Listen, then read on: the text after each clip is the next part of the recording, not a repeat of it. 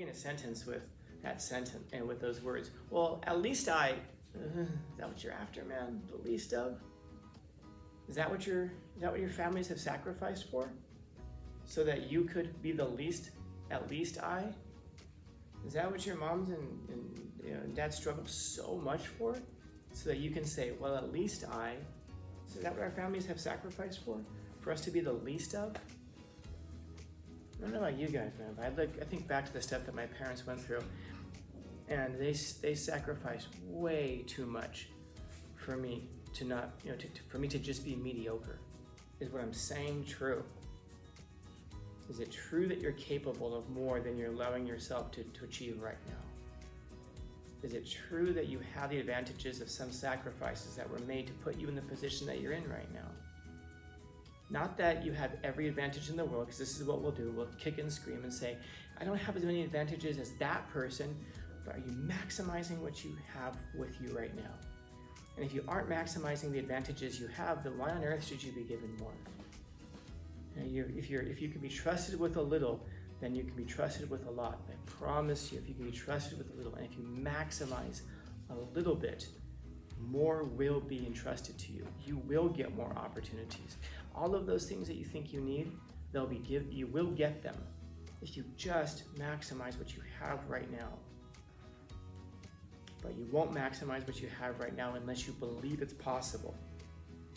And if you've never had someone who you trust come along and tell you it's possible, you might not believe it. Every single one of you in here right now can achieve more than what you're presently doing. Some of you are already achieving a lot, but you can do way more. And I believe that. I just hope you believe it yourself too. And if you don't trust me, at least trust yourself.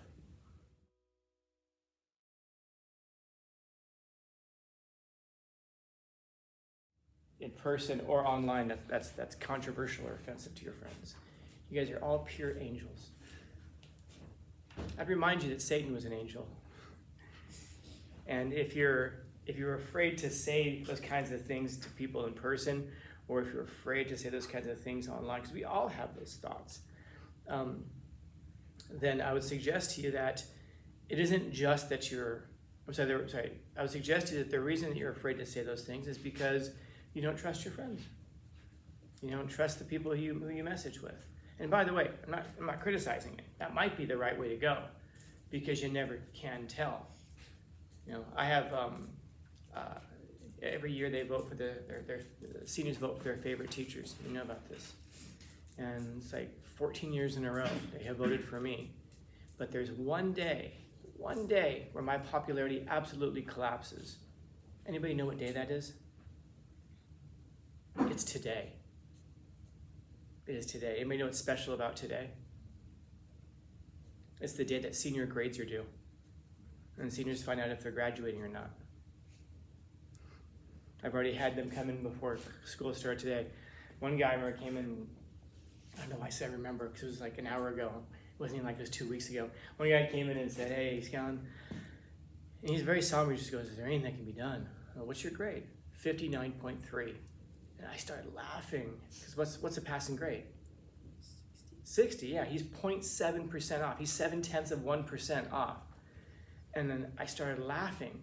I guess I was laughing so hard, he started laughing. Have you ever had that before, where the other person is laughing, so you kind of laugh just in response because you're uncomfortable? And I said, bro, think about that, man. Like, any assignment that you could have done. Like, I offered them, I did an extra credit assignment with them. I was going to do it with you guys. Maybe I still will. Yeah, I know, I'm going to do it with you guys too. Why not? I like the assignment, actually. I'm kind of excited about it. I haven't read them yet, but they turned them in yesterday. The assignment, in short, is to create a playlist of songs that describe the past year of your life. So you're going to find a song that describes July through August of last year, September through October, and then November through December, January through February, March through April. So 6 songs. And it's not like 6 songs that you were listening to at the time, not like 6 songs that were popular, not 6 songs that you like, but if you're going to say, like, back then, from July through August, I was going through a lot of change in my life. I moved houses, I did this, whatever levels of change you went through. And then you would identify a song that talks about change. and then you'd explain how that song describes your life back then. And then you make the playlist on Spotify, you send it to me, and I'm listening to the playlist while I'm reading your essay. That's an extra credit essay that if he had done just that one essay, it wouldn't have just moved him from like an F into a D, it would have moved him into a high D. And at that point, the problem would have been like, man, is there a way I can get from the D plus to the C minus? Because I'm already so close to that. Like one little thing. I was saying to him, this is the first conversation we've had all year. So I think I've heard more words out of your mouth right now than I've heard the entire year. And it's probably true. I mean, everything is, so far has just been like hi, bye, or whatever. I go, if you had just raised your hand during one of the journal prompts and participated, that would have given you 15 points extra on that one assignment, and that right there would have pushed you into a passing grade of D minus, man. And he just goes, yeah, I just, like the whole year, I never thought it would come down to being that close. And I said, yeah, but that's life though, isn't it? I mean, you don't maybe know yet, but you will know. Maybe there are already some things in your life that you can relate that to, where it's like, yeah, I was so close to this. If I had only known, back then that this much extra would have pushed me over. I would have done this one thing differently. I don't know if you've ever found out later on that if you had just talked to a person at one point, that they would have been willing to help you out. If you had just talked to a person that maybe they would have had a crush on you too, or if you just talked to this one person, that argument and fight that led to something bigger would have been resolved. And you're like, if I had just known. But that's why it is that we say put everything into every day, because you can never know what's going to matter. You never can tell what's going to matter. I had a student, I think it was my second year when I was here. So long story short, but he was charged with attempted murder. He ended up skating on it. He didn't get convicted of it. They ended up not even pressing charges on it because somebody who was in their group had rolled over and said it was all me and took the whole thing. I got along with him really well for some reason. I guess that's the moral of the story. I get along really well with murderers and attempted murderers. And he got to his senior year and was a completely different guy. And this was a dude who was applying to universities. This guy really wanted to go to college because that one experience changed a bunch of things in his life. And as he was applying to universities, he kept looking at it because I think it was in a math class or something like that. Because he'd actually gone back during summer schools and intersessions to redo a bunch of his classes, even the ones he got C's in, because he wanted to raise his grades. So this guy was spending basically double duty, doing all of his classes here and making up his other ones or improving his grades in his other ones. But he just didn't have enough time. And there was a C in a math class that he was just freaking out about. He was just like, that's gonna keep me out of a lot of universities because I have a C. They won't take me if I have that one C on my transcript. And I just said, funny, right? You never can tell what's gonna matter. Because even that one C, think about it, how much extra work would it have taken to have gone from a C to a B? And back then, 2 years earlier, what was it? An extra homework assignment, 2 homework assignments, studying for a quiz rather than playing video games or something? You never can tell. And it's a trip sometimes how it's just the little tiny things. I'm even thinking my dad, I mentioned before he had diabetes. He had type 2 diabetes, which is the kind that you get, not the kind you're born with, but it's the kind that you get from poor diet, poor exercise, and all that. And some of you probably know people who have this. Here's the trip. They were fine. They were okay. They were getting close to diabetes, man. And then one day, they had a slice of cake or something. That's the thing that pushed them over. And of course, after that, it snowballs into what they have today. But if that one morning they woke up and just said, you know what? I need to straighten myself out, man. They're looking at themselves in the mirror. They're not feeling so good. I need to get to exercising, man. And they never had that one piece of cake and they turned away from it and they sorted themselves out, their life would be completely different. Now here they are in their late 50s going blind or something, If they had just not had that one last... Now, of course, there's a lot of things that lead up to that. If a student, think about, as I mentioned him, think about what we're haggling over. A passing grade versus a failing grade. Not like an A versus a B, but just a passing grade versus a failing grade. It's just you know, one little thing like that. And we shouldn't be haggling over the at leasts in life. You know, we should be haggling over the things that could have made me exceptional, but we also realize this is how a lot of people are. And that's what sucks for those of you who are actually achievers, who actually will do some things in life, is you're dragging everybody else behind you who's saying things like good enough or at least I. And if you begin a sentence with that sentence and with those words, well, at least I, is that what you're after, man? The least of? Is that what your families have sacrificed for? So that you could be the least, at least I? Is that what your moms and dads struggle so much for? So that you can say, well, at least I, so that you can show up in my classroom as an 18-year-old man, let's call it what it is, and he didn't beg. I'll give him this, but there are other ones who have, and beg for 0.7%, and degrade yourself for 0.7%, rather than just sorting yourself out, making yourself stronger, and achieving way beyond that. Is that what our families have sacrificed for? For us to be the least of? I don't know about you guys, man, but I think back to the stuff that my parents went through, and they sacrificed way too much for me to not, for me to just be mediocre. And I remember I was working on my first master's degree. I wrote my whole thesis in one weekend. Normally that's like a few month process. I wrote the whole thing in one weekend. I didn't sleep or eat for a few days. And when I would get hungry, I'd be thinking like, did your mom really sacrifice as much as she did for you to not be exceptional? It wasn't enough for me just to do the master's. It was like, no, I need to finish this master's and I have to have it with honors. Because, I mean, my goodness, I have the benefits of the hard work that they laid out before me. When I was working on my PhD, there was a point in which I changed what I wanted to do in my life, and I was almost finished with the PhD. And I could have bailed on it and just said, you know what, I'm not going to finish it. Well, why did I finish it? Because I thought back to all of the shifts at McDonald's that my dad finished so that I could have the things I have today. So there was no, in my mind, there was no at least I, or begging for the lowest scraps of things, or whatever in life to try to get by, because I would see that. As I mentioned before, and I'm saying this to you guys as somebody who graduated from high school, as I mentioned before, with a 1.8 GPA. Why? Because I wanted to play baseball. I like music. Could I have done well in high school? Of course.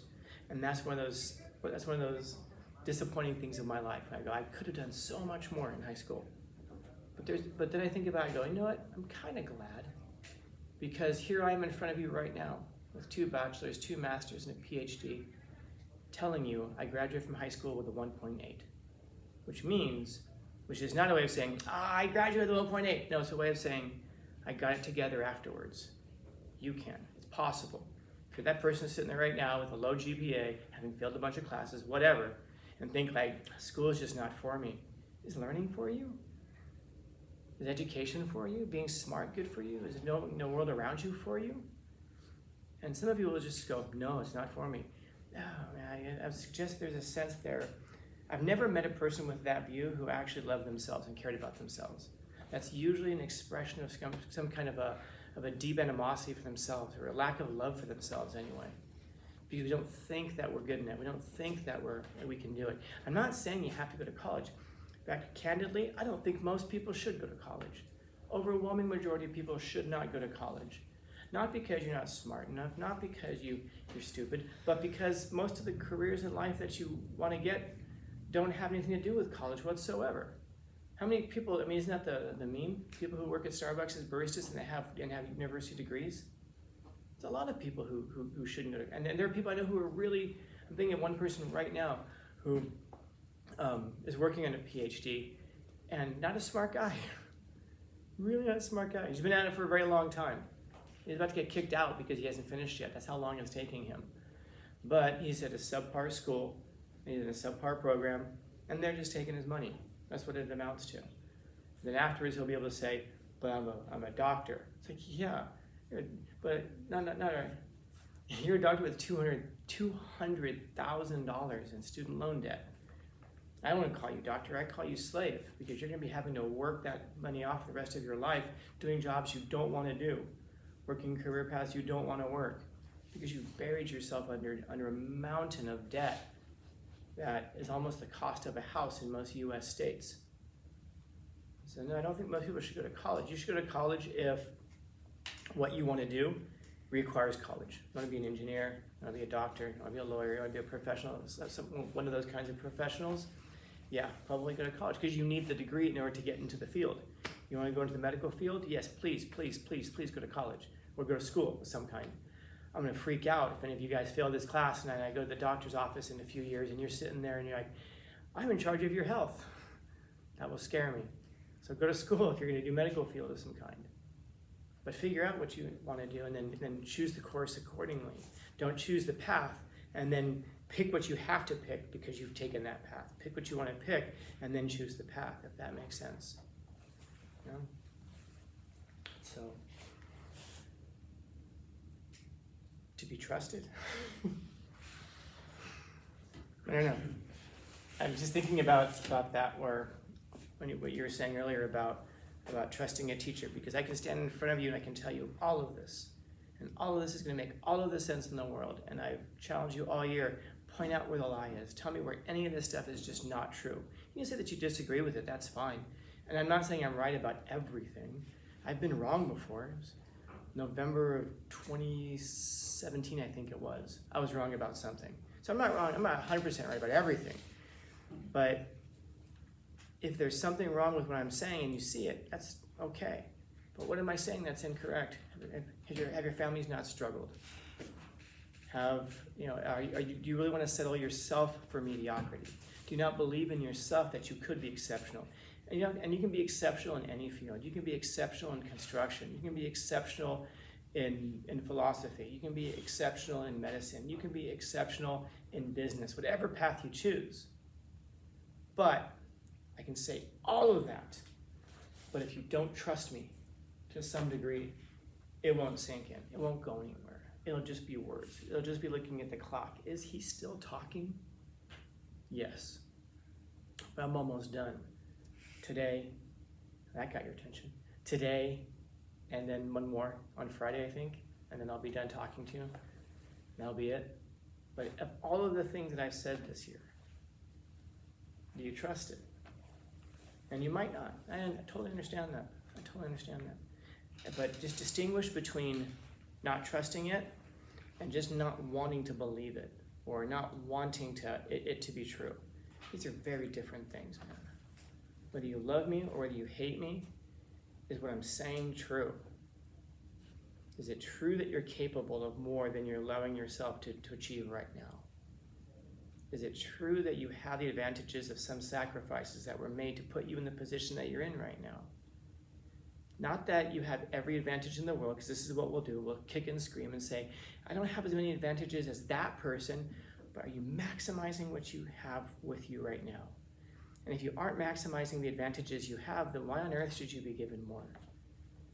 And if you can be trusted with a little, then you can be trusted with a lot. I promise you, if you can be trusted with a little, and if you maximize a little bit, more will be entrusted to you. You will get more opportunities. All of those things that you think you need, you will get them if you just maximize what you have right now. But you won't maximize what you have right now unless you believe it's possible. And if you've never had someone who you trust come along and tell you it's possible, you might not believe it. So if you don't trust me at all, I at least hope that you trust me with that one thing. I believe in you. You can do way more than you're achieving right now. And you might be sitting there going like, oh no, you don't know me. I know way more about each and every single one of you than you realize. Just because I don't stand above you, just because I don't call out your name, doesn't mean I don't know things about you. Everybody who's in here right now, even those of you who are struggling with things you think I don't know about, every single one of you in here right now can achieve more than what you're presently doing. Some of you are already achieving a lot, but you can do way more. And I believe that. I just hope you believe it yourself too. And if you don't trust me, at least trust yourself. Questions, comments, concerns, complaints, criticisms, critiques? Happy Wednesday-ish.